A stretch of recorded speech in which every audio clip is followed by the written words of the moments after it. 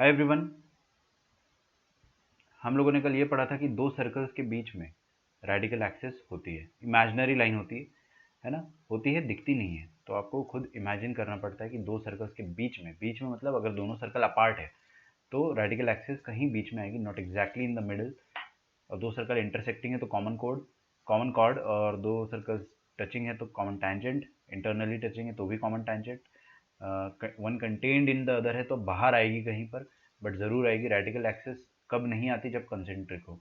होता क्या है रेडिकल एक्सिस? एक ऐसा लाइन होता है, एक ऐसी इमेजिनरी लाइन होती है जहाँ से आप टैंजेंट डालोगे दोनों सर्कल पे टैंजेंट डालोगे तो उन दोनों टैंजेंट्स का लेंथ बराबर आएगा। So that is radical axis. बहुत सारे एप्लीकेशन हो सकते हैं इसके रियल लाइफ में। आप इसको स्पेस साइंस में भी यूज़ कर सकते हो। किसी प्लैनेट की ऑर्बिट पे आपको अगर निशाना मारना है टेंजेंशियली तो आप एक इमेजिनरी इक्वेशन ढूंढ सकते हो। एंडलेस एप्लीकेशन है, ठीक है। ऐसा है नहीं बच्चे कुछ जैसे कि बोलते हैं ना कि यार रियल लाइफ में अप्लाई नहीं होती है मैथमेटिक्स, बिल्कुल होती है। आप उस फील्ड में जाओगे तो होगी, है ना। चलिए, फिर उसके बाद मैंने बोला था कि रेडिकल एक्सिस निकालते कैसे? Just subtract to circles S1 minus S2 और रेडिकल एक्सिस आ जाएगी। ये आती है G1 minus G2 plus 2F1 minus F2 XY है और C1 माइनस C2। अब रेडिकल एक्सिस जो होता है वो कॉमन टैंजेंट को बाइसेक्ट करती है, मतलब चाहे वो डायरेक्ट कॉमन टैंजेंट हो चाहे वो ट्रांसवर्स कॉमन टैंजेंट हो, उसको वो जरूर बाइसेक्ट करेगी। फिर उसके बाद इक्वेशन निकालना हमने देखा था। And then for system of three circles we won't be having a radical axis. हम हमेशा दो सर्कल के लिए रेडिकल एक्सिस पाते हैं, तो अपने को टू एट ए टाइम देखना पड़ेगा। तो सर्कल वन सर्कल टू के लिए रेडिकल एक्सिस, फिर इन दो के लिए और इन दो के लिए, इन तीनों की रेडिकल एक्सिस एक बहुत खूबसूरत पॉइंट पर मिलती है जिसको अपन रेडिकल सेंटर बोलते हैं, ठीक है। ये हो गया आपका रेडिकल सेंटर। रेडिकल सेंटर ये हो गया, ओके। अब रेडिकल सेंटर कैसा पॉइंट होता है? वो एक और खूबसूरत पॉइंट होता है जहां से आप टेंजेंट डाल सकते हो तीनों सर्कल पे और तीनों टेंजेंट की लेंथ क्या आएगी? इक्वल आएगी, ठीक है। तो the only point in the plane of three circles from which the length of tangent to the circles is same. How to find the radical center? Radical centre find कैसे करेंगे? कोई भी दो रेडिकल एक्सिस निकाल लो, बहुत easy है। अगर आपको सर्कल का इक्वेशन पता है तो दो दो कॉर्डी के है रेडिकल एक्सिस की इक्वेशन निकालना, जस्ट सॉल्व देम, ठीक है। चलिए, तो अपना अगला लेक्चर अपन स्टार्ट करते हैं। I think this should be, actually क्या हुआ था ना, कल मैंने 13 में ही लिख दिया गलती से, तो this should be 15th lecture and I would want कि ये अपना लास्ट लेक्चर हो, ठीक है। आई विल ट्राई माई बेस्ट कि ये अपना आखिरी लेक्चर हो। और एक और चीज़ रहेगी कि मंडे से आपकी जो क्लास रहेगी 1.5 आवर्स की रहेगी, ठीक है। बिकॉज मुझे ऐसा पर्सनली फील होता है कि एक घंटे में फील नहीं आती। मुझे तो नहीं आती, आपको आती है नहीं आती है मुझे नहीं पता है, बट हम 1.5 घंटे का लेक्चर रखेंगे, ऐसा बात हुआ है। फाइनल अभी हुआ नहीं है, but we will decide. Okay, आगे बढ़ा जाए।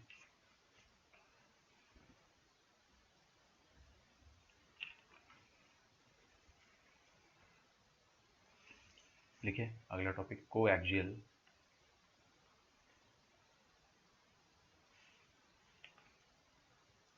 Coaxial system of circle.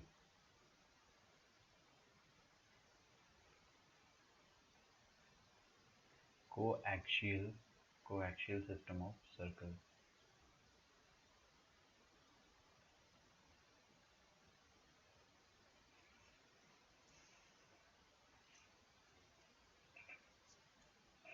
नाम अभी नहीं लिख रहा मैं, अभी लेक्चर स्टार्ट हो गया ब्रो।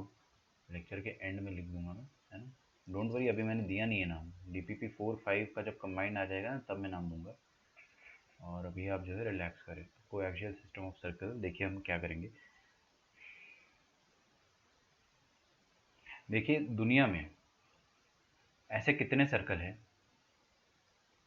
बताइए। ऐसे कितने सर्कल इस दुनिया में ये लाइन जिनके लिए ये लाइन रेडिकल एक्सिस का काम करेगी? सवाल समझ में आया? मैं फिर से रिपीट कर रहा हूँ। एक लाइन है अपने पास, गिवन है, और दुनिया में कैसे इतने सर्कल है, कितने सर्कल है दुनिया में जिनके लिए ये वाली लाइन जो है वो रेडिकल एक्सिस का काम करेगी। मतलब this line will be radical axis for these two circle. ऐसे और दो सर्कल बना सकता हूँ, है ना। मेरी ड्राइंग पर मत जाना, काफ़ी खूबसूरत बन जाती है। ये दो सर्कल आ गए, तो ऐसा कितने सर्कल हो सकते हैं? इनफाइनाइट। उन सारे सर्कल को अपन क्या कहते हैं, को एक्शियल। क्यों? क्योंकि सबका सेम एक्सिस है। कौन सा एक्सिस? Radical axis. ठीक है, तो they are sharing same axis, same radical axis, तो अपन उनको बोलते हैं को एक्सियल सिस्टम ऑफ सर्कल्स। अच्छा, तो पहले अपन परिभाषा लिख लेते हैं इनकी। लिखिए, a system of circles, a system of circles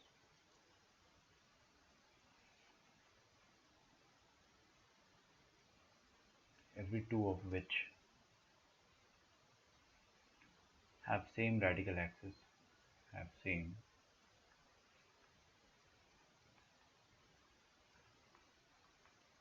radical axis is called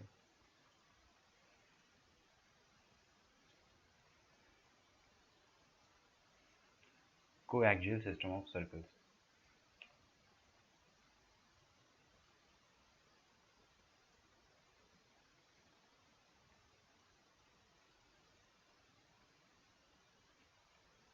ठीक है, तो विल ड्रॉ फोटो। मान लीजिए अपने पास एक लाइन है और we have circles. This is one circle, just copy it.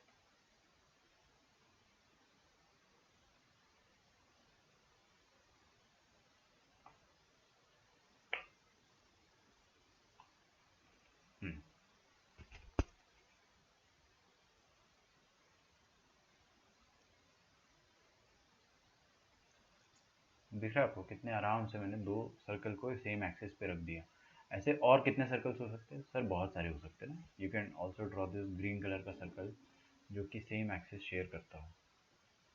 थोड़ा बड़ा बना देते हैं या थोड़ा छोटा ही बना दो, कोई बात नहीं।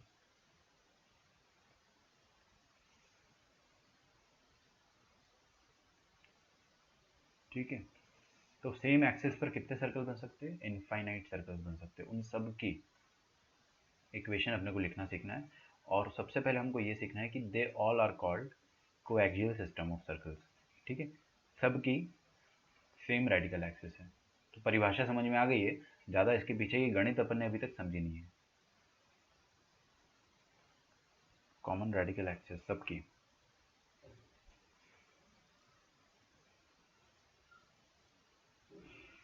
ओके,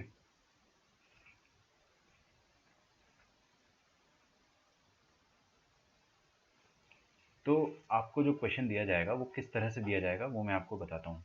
लिखिए सवाल, फाइंड द इक्वेशन। कमेंट्स मैं नहीं पढ़ रहा हूँ अभी, है ना, please pardon me if I miss your comments, क्योंकि मेरा ध्यान जो है वो लिखने में रहता है most of the time. Radical axis सब क्वेश्चन करेंगे ब्रो, है ना, क्वेश्चन करेंगे, आप चिंता ना करें। अपना रैपिड फायर चलेगा कल। कल सैटरडे है ना, I will try to arrange a class and रोना नहीं है आपको। कल अपना पी वाई क्यूज़ का रैपिड फायर चलेगा होपफुली। तो P Y Qs rapid fire अगर अपना आज चैप्टर ख़त्म हो जाता है, नहीं हुआ तो फिर कल पढ़ना पड़ेगा थोड़ा सा। तो आप लोग प्रिपेयर्ड रहना, कुछ क्वेश्चन मत करना, आप कुछ भी क्वेश्चन मत करना, just solve the DPPs. Find the equation of circle coaxial with S one circle की equation x square plus y square plus 4x plus 2y plus 1 and S2 2x square plus 2y square minus 2x minus 4y minus 3 equals to 0। ये S2 है ना, और वो S1 है।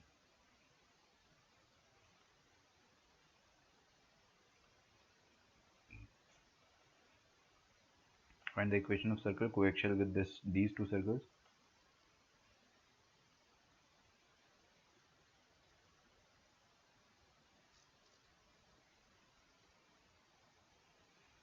Hmm. Hmm. Hmm. Hmm. Hmm.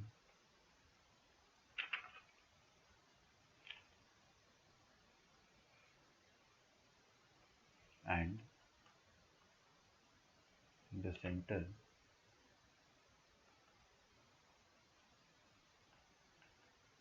of which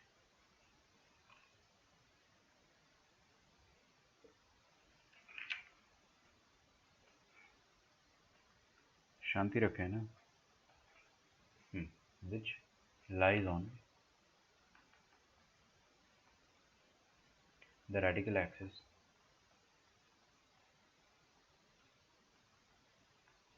of S1 and S2। ठीक है, it's a very decent question, बहुत प्यारा क्वेश्चन है। आप पहले क्वेश्चन को छाप लो। आप अगर खुद से दिमाग लगाओगे तो इट इज़ इम्पॉसिबल कि आपसे क्वेश्चन ना हो, ऑलमोस्ट इम्पॉसिबल कि आपसे क्वेश्चन ना हो। It's very easy. अरे यार, करो करो करो, कोशिश करो। थोड़ा सा सिस्टम जो है कल शाम से ही हैंग हो रहा है मेरा, एंड मैंने उसको काफ़ी हद तक एम्प्टी भी किया है, खाली भी किया है। फॉर्मेट कर सकते हैं इसको अब। चलिए, find the equation of circle coaxial with this and this, and ये S2 है ना, दिस इज S2। तो हमारे सामने क्या है बेटा, दो सर्कल है और अपने को क्या निकालना है, system of equation of circle जो कि इन दोनों से को एक्शियल हो। मतलब अपने पास दो सर्कल्स है, मैं दोनों सर्कल को ड्रॉ करता हूँ। ठीक है, so we have this circle and we have this circle.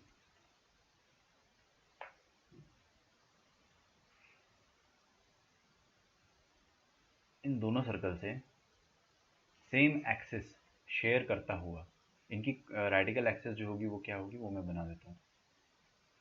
Question सबको समझ में आ गया? मुझे पूरा भरोसा है कि आप सब अच्छे से समझ चुके होंगे कि क्वेश्चन में करना क्या है।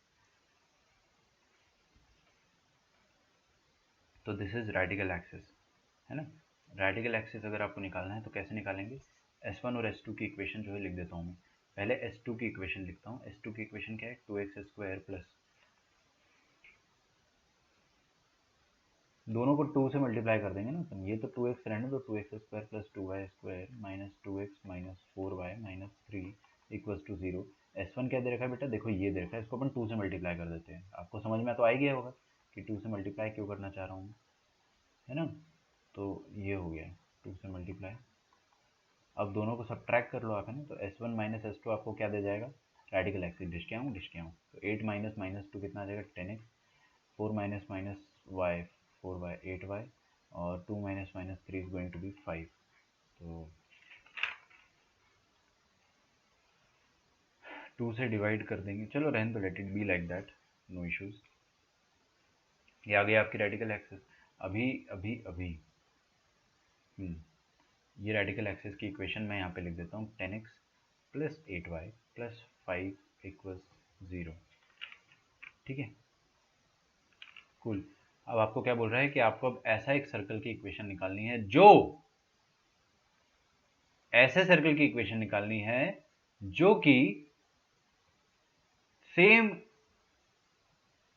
रेडिकल एक्सिस से पास कर रहा हो। ऐसे ही है क्या कुछ, find the equation of circle को एक्शियल। एक ऐसा सर्कल निकालना है जो कि को एक्शियल हो। ठीक है, को एक्शियल मतलब जिसकी रेडिकल एक्सिस सेम हो और जिसका सेंटर इसी रेडिकल एक्सिस पे लाई करता हो। तो basically you have to find the equation of circle passing through A and B. A B क्या है, मन की आंखों से देखो, ये लिखा है ए और बी, तो ए और बी से पास करने वाले सर्कल की इक्वेशन लिखनी है आपको।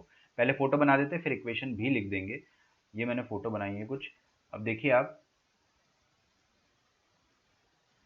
हाँ जी, तो अपने को करना क्या है, एक ऐसे सर्कल की इक्वेशन लिखना है जो कि ये ब्लू वाला सर्कल है, समझ में आ रहा है। कोएक्सियल मतलब उसका रेडिकल एक्सिस भी इन दोनों का रेडिकल एक्सिस से शेयर कर रहा हूँ। मतलब कोएक्सियल मतलब क्या हो गया कि इन तीनों सर्कल की रेडिकल एक्सिस सेम हो। बेसिकली ये दोनों व्हाइट वाले सर्कल जो गिवन थे और जो तीसरा ब्लू वाला सर्कल आने वाला इनकी लाइफ में, इनकी जिंदगी में, समझ में आ रहा है। ये दोनों सर्कल व्हाइट वाले और जो तीसरा सर्कल सर्कल इनकी जिंदगी में आने वाला है, उन तीनों सर्कल की रेडिकल एक्सिस सेम होनी चाहिए, दिस। तो आपका सर्कल डेफिनेटली ए और बी से पास होगा, इतना तो तय है। लेकिन वो इस कदर पास हो रहा है कि ये जो येलो वाली लाइन है, रेडिकल एक्सिस जो है वो उसका डायमीटर है ना, वो उसके डायमीटर की तरह एक्ट कर रही है, क्योंकि बोल रखा है कि centre of that particular circle, मतलब ब्लू वाला circle, lies on the radical axis. तो सेंटर अगर रेडिकल एक्सिस पर लाई कर रहा है, तो ये ब्लू वाले सर्कल का जो सेंटर है वो ये बना दिया मैंने, वो रेडिकल एक्सिस पर लाई कर रहा है। ठीक है, तो मैं क्या करता हूं, इस ब्लू वाले सर्कल की इक्वेशन फैमिली ऑफ सर्कल से लिख सकते हैं भाई। This is S1, this is S2। Blue वाला सर्कल किससे पास हो रहा है, S1 S2 के पॉइंट ऑफ इंटरसेक्शन से। तो S1 प्लस लैम्डा S2 से मैं क्या कर सकता हूं, ब्लू वाले सर्कल की इक्वेशन लिख सकता हूं। ठीक है, तो S1 plus lambda S2, S1 क्या है देखना इधर, 2x square plus 2y square plus 8x plus 4y, 2x square plus 2y square plus 8x plus 4y, फिर क्या था प्लस 2 इक्वल्स 0। ये हो गया आपका S1 plus lambda times S2 क्या हो गया 2x square plus 2y square minus 2y, 2x square plus 2y square minus 2y, sorry minus 2x minus 4y, minus 2x minus 4y minus 3। ये हो गया आपका इन दोनों सर्कल के पॉइंट ऑफ इंटरसेक्शन से पास होने वाले वो तमाम लाखों करोड़ों सर्कल की इक्वेशन एक साथ लिख दी, लेकिन ये ऐसा सर्कल है ना जिसका सेंटर इस येलो वाली लाइन पे लाई कर रहा है, तो we will find the centre. अपन इसका सेंटर फाइंड करते हैं। देखिए इसका सेंटर अगर मैंने फाइंड किया तो कैसे फाइंड करेंगे, चलिए फैला के लिख देते पहले इसकी इक्वेशन, 2 प्लस 2 लैम्डा है ना, 2 plus 2 lambda x square plus 2 plus 2 lambda y square, समझ में आ रहा होगा आपको आराम से सब कुछ है ना, 8 minus 2 lambda, 8 minus 2 lambda x.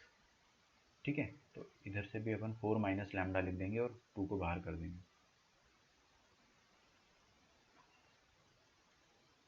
4 minus 4 lambda, 4 minus 4 lambda y. अगर आप सामने देख रहे होंगे तो आपको सब कुछ चमक रहा होगा कि हाँ क्या चल रहा है। ठीक है, 2 minus 3 lambda, now this is constant 2 minus 3 lambda. Okay, तो सर्कल का सेंटर क्या होता है बेटा बताइए, सेंटर ऑफ सर्कल जो होता है वो होता है 2gx। ये आपके सामने जो लिखा है वो 2g लिखा हुआ है, आपको इसका नेगेटिव लेना है, तो लैम्डा माइनस 4। ओ एक सेकेंड रुको है ना, क्योंकि क्या है कि यहाँ पर ये जो कांस्टेंट है वो एक्स स्क्वायर होना चाहिए। क्या होना चाहिए, एक्स स्क्वायर। तो हमको इस 2 प्लस पूरी इक्वेशन को 2 इंटू 1 प्लस लैम्डा से डिवाइड करेंगे, तब जाके x square plus y square plus 4 minus lambda upon 1 plus lambda, 2 cut गया, into x plus 4 into 1 minus lambda upon 1 plus lambda into y, 2 से 2 कट गया ये, plus 2 minus 3 lambda upon 2 into 1 plus lambda. ठीक है क्या, कोई आपत्ति नहीं होनी चाहिए। अब आपका सेंटर आ जाएगा, centre of the circle will be, ये 2g लिखा तो इसका हाफ, तो 4 माइनस लैम्डा, उसका नेगेटिव भी लेना है, तो लैम्डा माइनस 4,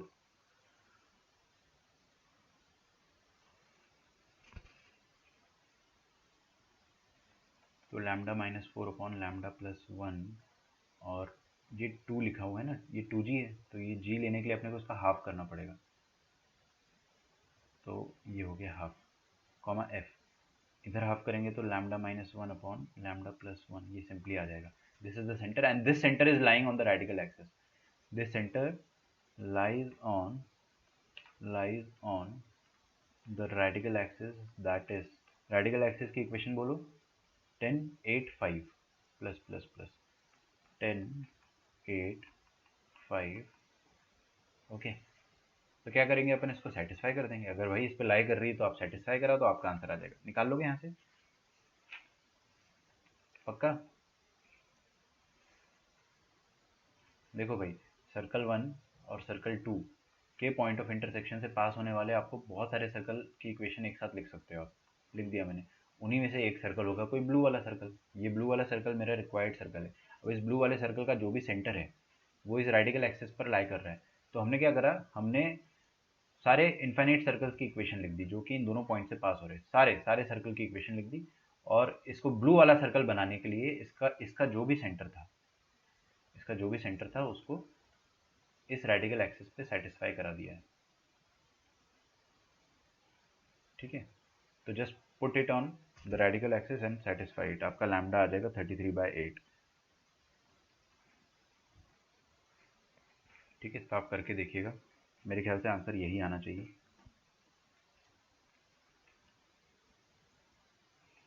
यस,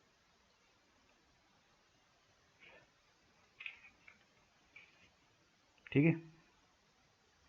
चलिए अगला लिखते हैं अपन टॉपिक।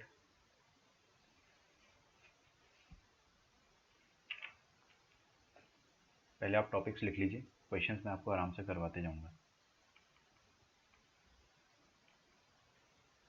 ऑर्थोगोनैलिटी, रेडिकल एक्सिस पे और ये रेडिकल एक्सिस, रेडिकल सेंटर और कोएक्सियल सिस्टम पे जितने भी क्वेश्चन होंगे वो अपन सब करेंगे एक साथ। लिखिए ऑर्थोगोनैलिटी ऑफ टू सर्कल्स। ठीक है, ऑर्थोगोनैलिटी ऑफ टू सर्कल्स। दो सर्कल ऑर्थोगोनल कब होते हैं? उससे पहले अपने को एक चीज़ और समझनी पड़ेगी जिसको हम कहते हैं angle between the two circles. Angle between two circles. Pranav आपको समझ में आ गया ना? मैंने दोबारा आपको वही चीज़ बताई है कि S1 और S2 के दो पॉइंट है इंटरसेक्शन के, A और B। उन दोनों पॉइंट से कितने सर्कल पास हो सकते हैं? Infinite circle. आपको क्या निकालना है? आपको निकालना है कोएक्सियल सर्कल निकालना है, जो और ऐसा कोएक्सियल सर्कल निकालना है जिसका सेंटर जो है वो रेडिकल एक्सिस पर लाई करे। तो कोएक्सियल सर्कल होता क्या है? फैमिली ऑफ सर्कल ही तो होता है। इन्हीं दो ए पे ए बी से ही पास करेगा, तो फैमिली ऑफ सर्कल से निकाल दो उसकी इक्वेशन। और जो भी इक्वेशन आएगी लैम्डा वाली, उसका एक सेंटर निकाल दो। वो सेंटर जो है इस येलो वाली लाइन पे पास होना चाहिए, तो उसको पुट कर दो, आपका आंसर आ जाएगा। ठीक है, आगे देखिए ऊपर वाला जो पार्ट है ना, वो जब आप नोट्स रिवाइज करेंगे तब आपको सॉल्व करना है, अभी नहीं करना है। ठीक है, जब आप नोट्स रिवाइज करेंगे तब आप सॉल्व करना। नोट्स रिवाइज तो करते होंगे, अगर नहीं करते होंगे तो फिर बहुत बुरी हालत हो जाएगी आपकी। चलिए, तो एंगल बिटवीन टू सर्कल्स। देखिए ये तो बड़ा अटपटा लगा सुनने में कि दो सर्कल के बीच में क्या एंगल होता है, मतलब दो लाइन के बीच में एंगल समझ में आता था, समझ में आ रहा है, लेकिन सर्कल्स के बीच में एंगल, ये तो सर थोड़ा हजम नहीं हो रहा है। तो देखिए सर्कल के बीच में जो एंगल होता है ना, वो क्या होता है वो मैं आपको समझाता हूँ। देखिए अपने पास दो सर्कल है,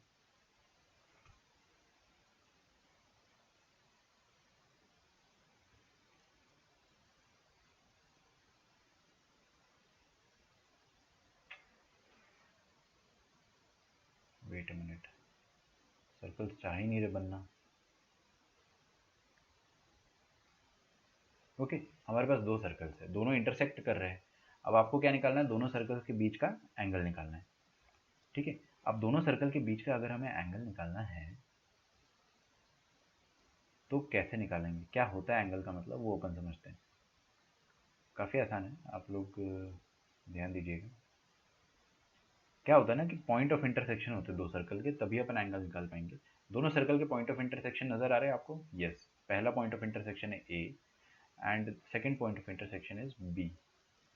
समझ में? दोनों सर्कल का सेंटर भी होगा अपना अपना। तो इसका सेंटर हम लोग ए मान लेते हैं, सॉरी C1, और इसका C2 मान लेते हैं। क्या होता है ना कि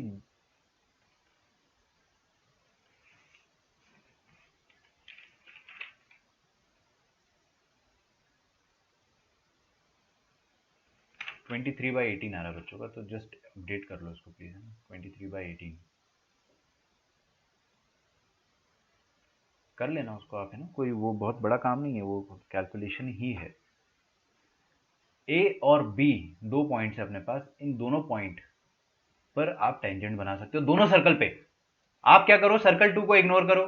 सर्कल टू को इग्नोर करा, अच्छा सर्कल टू को इग्नोर करोगे तो ए बी पॉइंट नजर आ रहे, दोनों पे एक एक टेंजेंट बन जाएगा। बना दूं मैं? चलिए बना देते हैं, दोनों पे टेंजेंट बना देता हूं मैं। ये बन गया मेरा टेंजेंट नंबर 1। ठीक है, नीचे भी बन सकता है लेकिन मैं एक ही जगह बनाऊंगा बस, क्योंकि जो एंगल ऊपर आएगा वही एंगल नीचे भी आएगा। अब सर्कल नंबर 1 को इग्नोर करें आप, तो ए पॉइंट पे एक और टेंजेंट बन सकता है। ठीक है, ए पॉइंट पे एक और टेंजेंट बन सकता है, तो मैंने क्या करा, ए पॉइंट पे एक टेंजेंट और बनाया, ये रहा। जो दूसरे सर्कल पे, तो मैंने दोनों सर्कल पे क्या करा, मैंने दोनों सर्कल पे पॉइंट ऑफ इंटरसेक्शन पर ए पर टेंजेंट बना दिया, और ये C1 C2 को भी जोड़ दिया। क्या होता है ना, दोनों टेंजेंट के बीच में जो एंगल होता है, दोनों टेंजेंट के बीच में जो एंगल होता है उसको हम लोग कहते हैं angle between the two circles. दो सर्कल के बीच में, दो टेंजेंट्स के बीच में जो एंगल आता है उसको हम लोग कहते हैं angle between the two circle, या angle between the two circles के ब्रैकेट में लिख दो आप एनी टू कर्व्स। कोई भी कर्व आपको इस दुनिया में दिया जाए, चाहे वो दो पैराबोला ही क्यों ना हो, ऐसे दो पैराबोला आ गए तो उनके पॉइंट ऑफ इंटरसेक्शन पर दो टेंजेंट बना सकते हैं अपन। उन टेंजेंट्स के बीच में जो एंगल होगा ना, उसको डिफाइन करते हैं अपन angle between the two curves. Otherwise तो बड़ा नॉनसेंसिकल लगता है ना कि दो सर्कल के बीच में क्या ही एंगल बताओगे आप। तो लिखिए आप यहाँ पे डेफिनेशन, फोटो ओपन बनाएंगे ना, यही सेम फोटो ओपन बनाएंगे अभी। The angle between the two curves is defined as, the angle between the two curves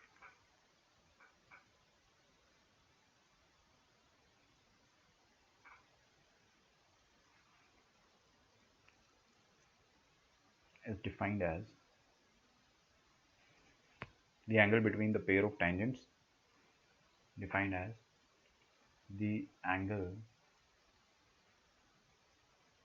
between the pair of tangents। तो अगर ब्रो लिखते जाओगे ना, एक्यूट ऑप्टियूज वाला केस कब आएगा, जब अपन मॉड नहीं लेंगे। ठीक है, और अपने को एंगल निकालने का कोई भी अभी फॉर्मूला नहीं पढ़ना है। एंगल आप निकाल सकते हो वैसे, क्योंकि आपको रेडियस 1 पता है, रेडियस 2 पता है, और इंक्लूडेड एंगल निकालना है, और ये C1 C2 भी पता होगा। तो आपको, मैं थोड़े से बड़े हो जाओगे ना, तो कोसाइन फार्मूला पढ़ाऊंगा मैं आपको, कोसाइन फार्मूला, उससे एंगल निकल जाता है। बट मेरा टारगेट अभी एंगल निकालना नहीं है, मेरे को एक स्पेशल केस पढ़ना है ऑर्थोगोनैलिटी का। तो पहले मैं आपको एंगल समझा रहा हूँ, फिर अपन ऑर्थोगोनैलिटी पढ़ेंगे।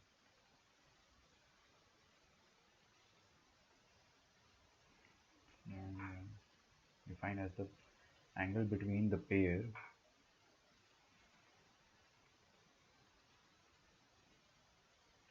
of tangents drawn at the point of intersection, drawn at the point of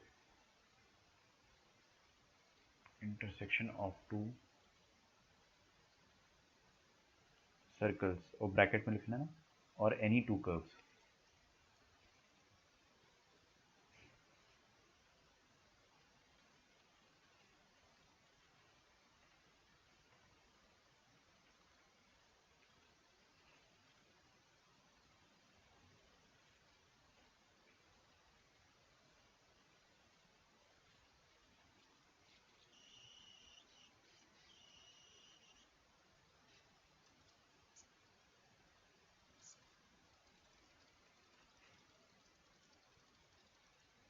हाँ, संडे को ट्रिग्नोमेट्री कर लेंगे कंटिन्यू।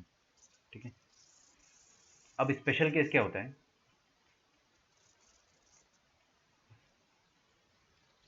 स्पेशल केस, अच्छा एक चीज़ और लिख लो यहाँ पे,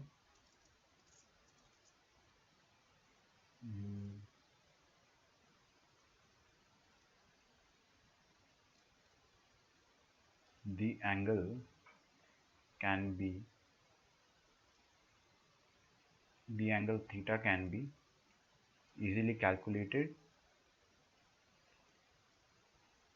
using cosine formula. Cosine formula अभी अपन ने किसी ने भी नहीं पढ़ा है, क्योंकि वो ट्रिग्नोमेट्री फेज 3 का पार्ट है ना, solution of triangle using cosine formula. बस मैं लिखवा देता हूँ आपको, क्योंकि it will make sense someday. अब इसका अपन स्पेशल केस पढ़ते हैं। स्पेशल केस, स्पेशल केस में क्या होता है, when angle between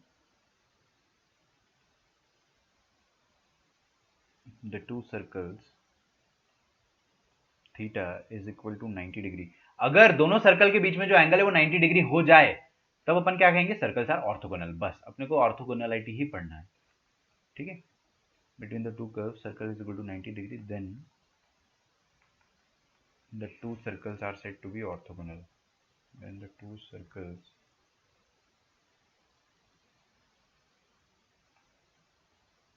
are said to be orthogonal।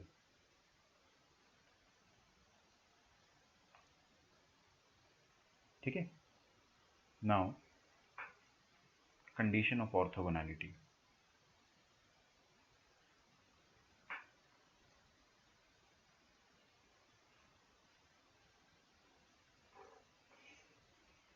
Condition of orthogonality अपन पढ़ते हैं। ये सेम फोटो जो है इसको मैं छापना चाहूँगा। कौन दोबारा बनाया इसको, है ना, अरे यार, प्रोजेक्ट कंट्रोल सी।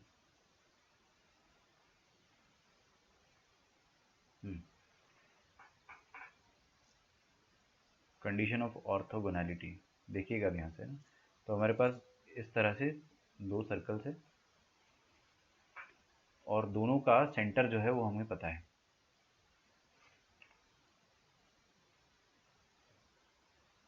दोनों का सेंटर जो है वो हमें पता है, ये और ये।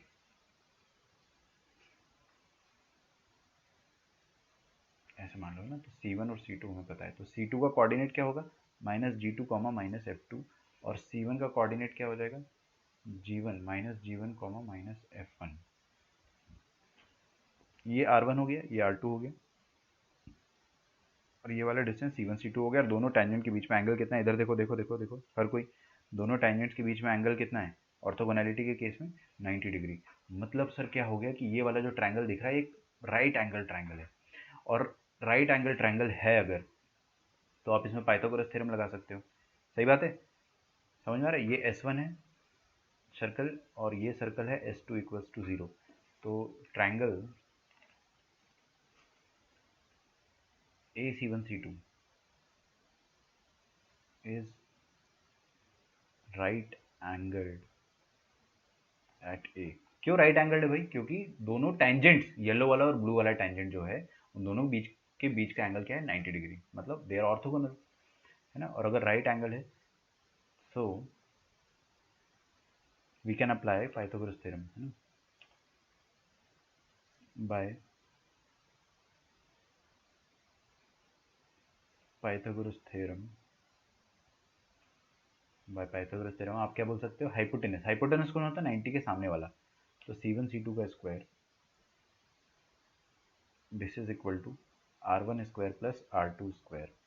ठीक है, for your kind information I will write R1 का वैल्यू क्या हो जाएगा। R1 रेडियस, रेडियस कैसे निकालते हैं, फॉर्मूला होता है सर, क्या होता है, जी स्क्वायर मतलब G1 square plus F1 square minus C1, और R2 का फॉर्मूला क्या हो जाएगा, G2 square plus F2 square minus C2। तो ये हो गया आपके सामने R1 और R2। ठीक है, और C1 C2 क्या है, ये रहा C1 और ये रहा C2। C1 C2 के बीच में जो डिस्टेंस है वो मैं आराम से लिख सकता हूँ डिस्टेंस फॉर्मूले से। ठीक है, वो आ जाएगा G1 माइनस G2 का whole square plus F1 minus F2 का होल स्क्वायर। नहीं आया समझ में, अरे भाई दोनों कोऑर्डिनेट पता है ना, तो वन माइनस अदर का होल स्क्वायर। ये आ गया आपके सामने R1 R2 और C1 C2, सबको रख दो।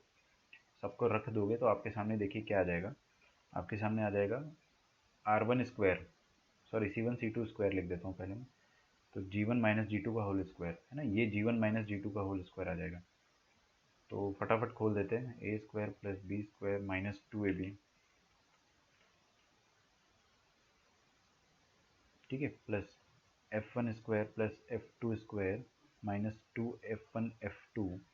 ये आ गया आपके सामने C1 C2, और R1 स्क्वायर क्या आ जाएगा, G1 square plus F1 square minus C1, sorry equals to R1 square plus R2 square.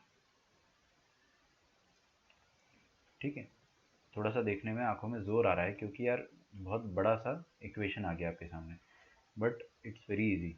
आप अगर ध्यान से देखेंगे तो आपको नज़र आएगा कि ये G1 स्क्वायर और G1 स्क्वायर बाजे, ये भी G2 स्क्वायर और G2 स्क्वायर भी बजा दो, क्या बचेगा आपके सामने, आपके सामने रह जाएगा 2G1 G2 प्लस, अच्छा F1 स्क्वायर F1 और F2 स्क्वायर भी कट गया। तो आपके सामने जो फाइनल चीज़ आ जाएगी ना, वो बहुत बहुत बहुत फेमस इक्वेशन, बहुत फेमस फार्मूला जिसको कहते हैं 2G1 G2 plus 2F1 F2, सबको RHS में फेंक दो, है ना, कोई दिक्कत नहीं है।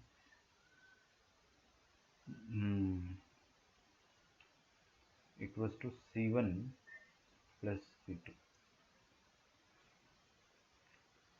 इसको अपन कहते हैं कंडीशन ऑफ ऑर्थोगोनैलिटी। मतलब सर ऊपर वाला जो तरीका है वो बार बार अप्लाई नहीं करना है क्या, नहीं बिल्कुल नहीं। आप इसका फॉर्मूला याद रखें, आपको कभी भी बोला जाए कि दो सर्कल है, दोनों सर्कल ऑर्थोगोनल है, तो खटाक से आपने लगाया 2G1 G2 plus 2F1 F2 is equal to C1 plus C2, खत्म, आपका क्वेश्चन वहीं खत्म। Condition of orthogonality of two circles, not any other curve, of two circles। Circles का फॉर्मूला है ये, कहीं और नहीं लग पाएगा, वैसे भी नहीं लग पाएगा। ठीक है, इसमें एक बहुत ही इजी क्वेश्चन अपन करते हैं, दुनिया का सबसे आसान question. If the circles x square plus y square plus 2x plus 2ky plus 6 equals to 0, और दूसरा क्वेश्चन है x square plus y square plus इधर 2kx कर दिया plus k equals 0,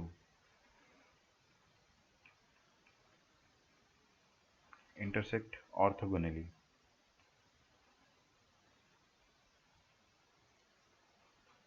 Then find the value of k.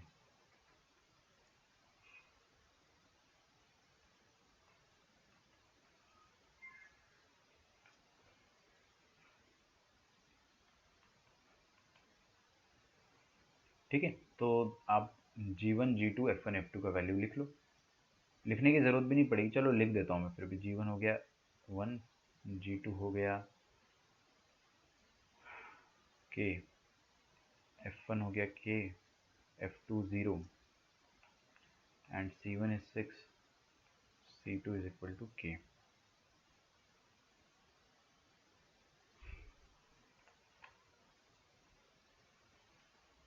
दिख रहा है ना आपको? तो कंडीशन ऑफ ऑर्थोगोनैलिटी लगाते अपन। क्या हो गया हैंड राइटिंग को एकदम? Condition of orthogonality. ऑर्थोगोनैलिटी की कंडीशन क्या होती है? 2g1 g2 plus 2f1 f2 is equal to c1 plus c2। तो 2 टाइम्स g1 g2 कितना आ जाएगा? 1 इंटू के plus 2 times f1 into f2 कितना आ जाएगा? k into 0। This is equal to c1 plus c2।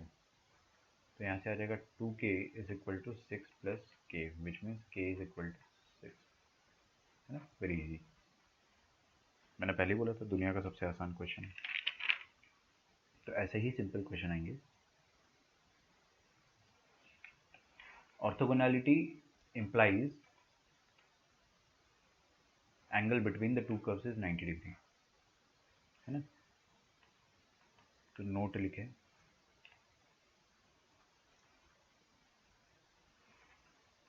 If a line is orthogonal to a circle, that means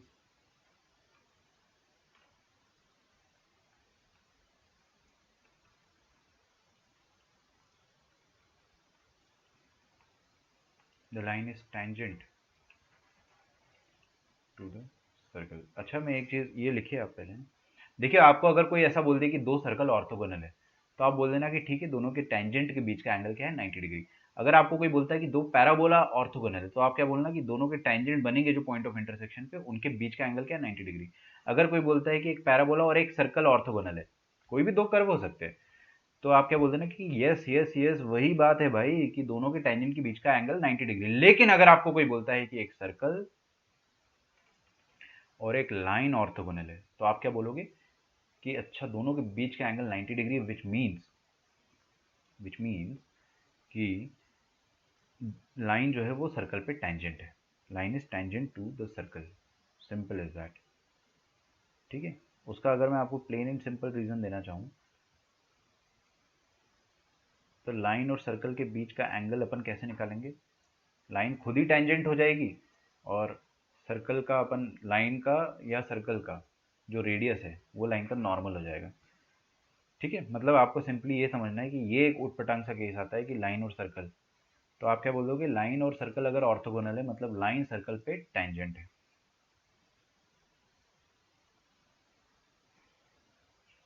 ठीक है,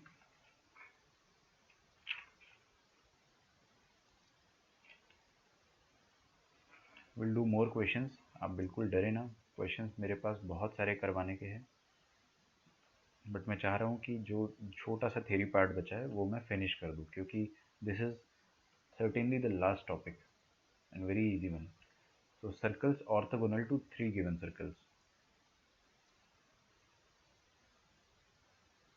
Circle orthogonal to three given circles.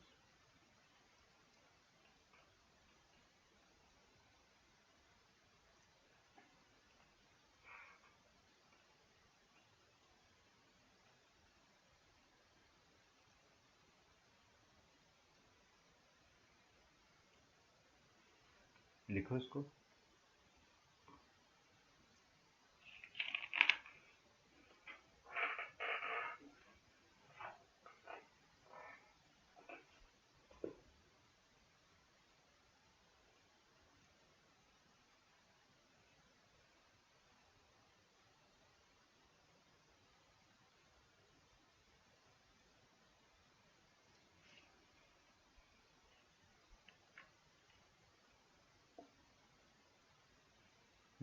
DPP1 DPP2 बहुत आसान था, इसलिए मैंने आपको टाइम पीरियड उसमें अच्छे से फिट करके दिया था। 3 4 5 6 एक साथ में दूंगा आपको, है ना। अभी सारी DPPs में एक साथ दे दूंगा आपको, वरना फिर मैं क्या भूल जाता हूँ। जैसे कल मेरे दिमाग से क्यों, कल मैंने वीडियोस भी अपलोड नहीं करे थे, आपने अगर देखा होगा ना यूट्यूब पे कोई भी वीडियो अपलोड नहीं हो पाया था कल। मैं था ही नहीं घर पे, फिर सीधे मैं शाम में 10th का लेक्चर लेते वक्त वापस आया था, तो I was busy. Circle orthogonal to 3 given circle. देखिए एक स्पेस में अपने पास पहला सर्कल है, दूसरा सर्कल है और तीसरा सर्कल है, ठीक है।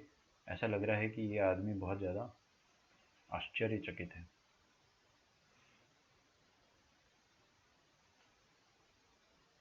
चलो, तो 3 सर्कल है अपने पास।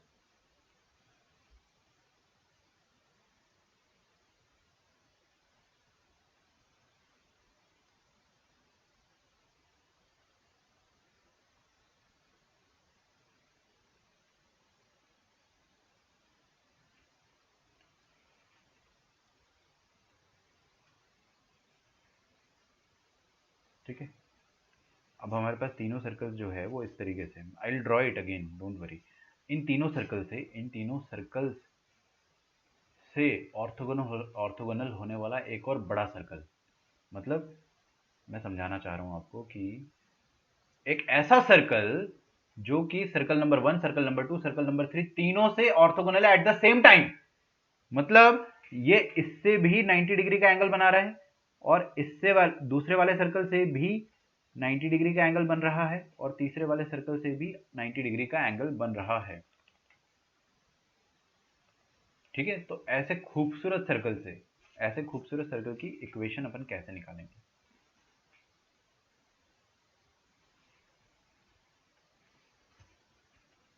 ठीक है, देखिए इस सर्कल की इक्वेशन हम लोग S1 मान लेते हैं, इसकी इक्वेशन हम लोग S2 मान लेते हैं और इसकी इक्वेशन S3 मान लेते हैं। ठीक है, S1 S2 S3 आप सबको पता है क्या है, G1 F1 C1 G2 F2 C2 G3 F3 C3 ऐसा कुछ आएगा।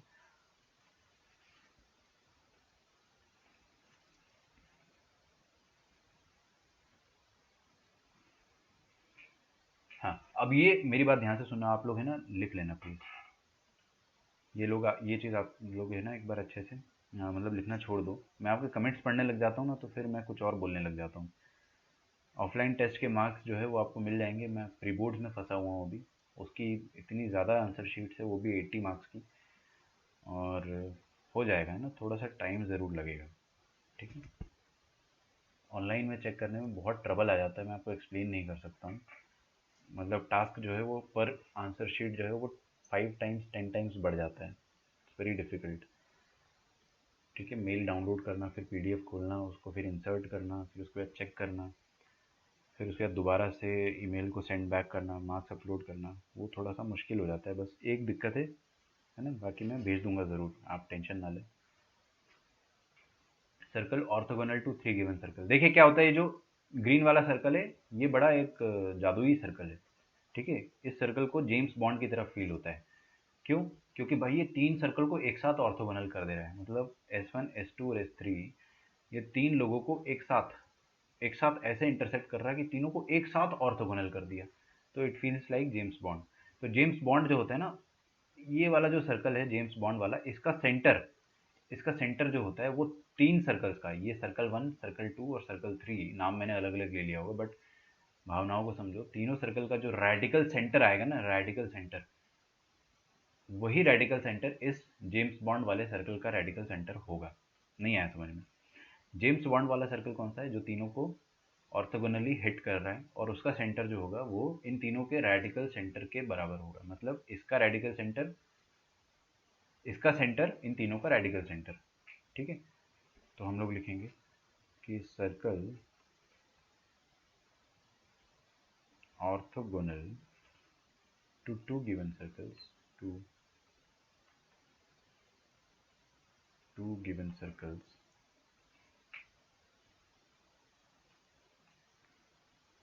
is one such circle. One such circle के ब्रैकेट में आप क्या लिख दोगे? लिखो लिखो, जेम्स बॉन्ड लिख दो, है ना, ताकि आपको थोड़ा समझ में आए. One such circle whose center is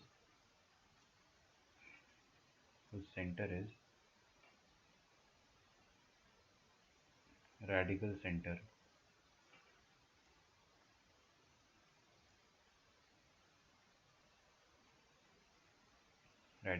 of the given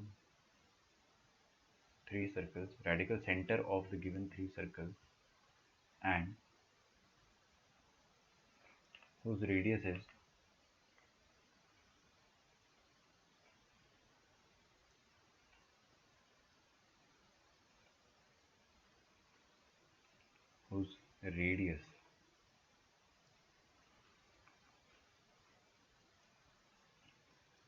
is equal to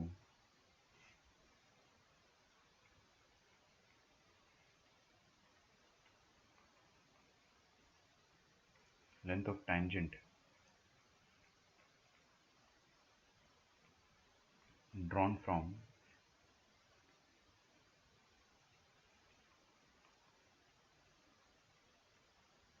radical center to any of the circles. समझ में आ रहा है? तो इसका सेंटर क्या हो गया, तीनों का रेडिकल सेंटर, और उसका रेडियस क्या हो गया. आप रेडिकल सेंटर से क्या करो, टैंजेंट ड्रॉ कर दो कहीं पे भी, क्योंकि अपन ने इतना तो पढ़ा है कि रेडिकल सेंटर से तीनों सर्कल पे जो टैंजेंट आएगा वो बराबर लेंथ का आएगा, तो ये रेडियस के बराबर हो जाता है. Getting it?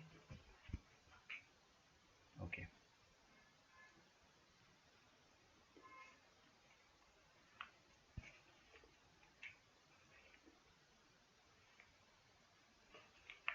Passing through extremities of diameter वाला सर्कल जो क्वेश्चन था वो डिफरेंट था बेटे, है ना. बताता हूँ मैं आपको, है ना, मैं क्या चाह रहा हूँ कि आज मैं आपका थ्योरी पोर्शन कवर कर दूँ, फिर हम लोग 2-3 दिन जो है क्वेश्चन सॉल्विंग करेंगे. बस बहुत सारे क्वेश्चन अपन सॉल्व करेंगे एक साथ, तो उसमें सब कुछ आपका कवर हो जाएगा. एंड डीपीपी भी आपकी जो है, वो तो डीपीपी आपको खुद से ही करना है, मैं उसको डिस्कस करूँगा, don't worry.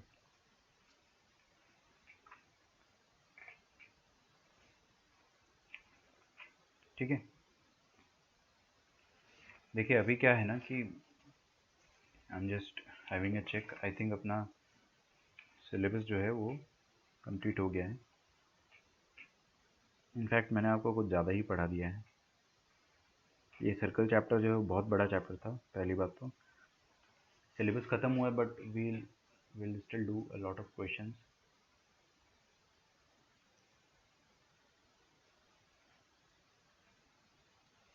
Orthogonal to three given circle, और सर्कल ऑर्थोगोनल टू, हाँ यार यहाँ पे थ्री कर लो, है ना. ठीक है, बिल्कुल सही बोलो. Three given circle is one such circle, और ये तो मैंने हिंट के लिए लिखा है ताकि आपकी खोपड़ी में घुस जाए ना कि जेम्स बॉन्ड तरीके का सर्कल है.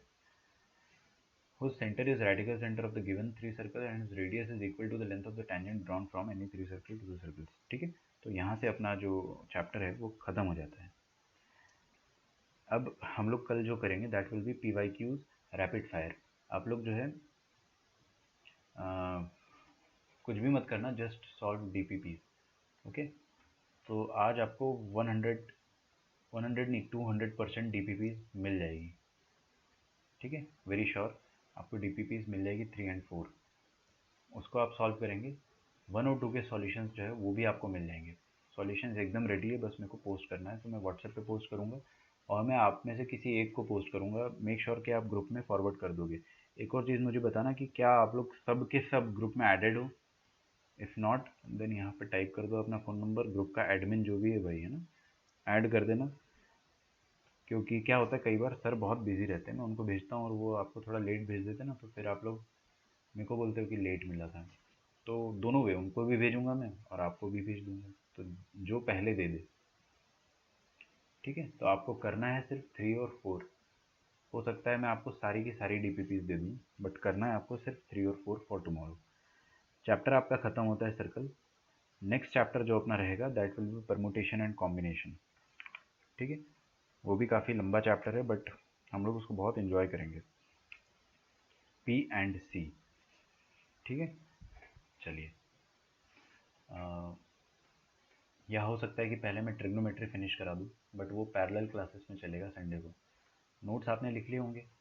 अभी अपना टाइम हो गया है, अदरवाइज़ हम लोग क्वेश्चंस करते हैं, है ना। कल आपकी क्लास रहेगी, कल तो रहती ही है, कल तो सैटरडे है ना। तो कल अपना लेक्चर रहेगा, तो अपन 1 घंटा लेक्चर रहता है वैसे कल का। इफ़ पॉसिबल मैं चाहूँगा कि 11:30 से हो जाए। ठीक है, तो आप लोग जितने भी लोग पीसी में देखते हो वो लोग फ़ोन में देखना कल के लिए, क्योंकि पीसी में स्टार्ट नहीं होता है टाइम के पहले, है ना। आई विल इन्फॉर्म अगर कल 11:30 से स्टार्ट करना हुआ तो। ठीक है, तो कल अपन, नहीं वो आपका फेवरेट चैप्टर भी बन जाएगा ना, आई गारंटी आपका फेवरेट चैप्टर बन जाएगा वो, बट उसमें बहुत मेहनत लगेगी। ठीक है, तो ये वीडियो को मैं अभी यहीं पे पहले रोकता हूँ।